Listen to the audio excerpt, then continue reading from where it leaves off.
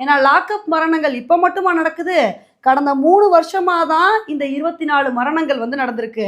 அப்ப உண்மையிலே விஜய் வந்து குரல் குடுக்குறவரா இருந்தா, அப்ப என்ன பண்ணியிருக்கணும்?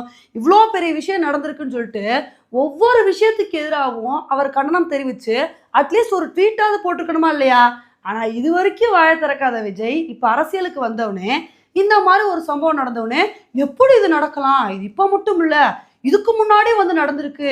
இதுக்கு யார் வந்து பதில் சொல்லுவா? அப்படின்னு சொல்லிட்டு, இப்ப வந்து விஜய் அவர்கள் அந்த அளவுக்கு வந்து கொந்தளிக்கிறாரு. இப்ப விஜய் அவர்கள் வந்து தமிழக அரச பார்த்து கேள்வி கேட்கறது எல்லாமே சரிதான்.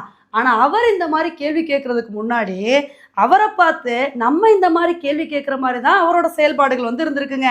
இப்ப இதுக்கு முன்னாடி கூட விஜய் அவர்கள் நடிகரா இருந்தாரு. அதனால அப்ப எல்லா விஷயத்துக்கும் குரல் குடுக்கல அப்படின்னு சொல்லிட்டு நம்ம வந்து ஏத்துக்கலாம். ஆனா, இப்ப ரீசென்ட்டா நடக்கிற விஷயங்களுக்காவது கரெக்ட்டா வந்து குரல் குடுத்து பேசணுமா இல்லையா? இப்ப ரீசென்ட்டா ஒரு பால் கம்பெனியோட மேனேஜர்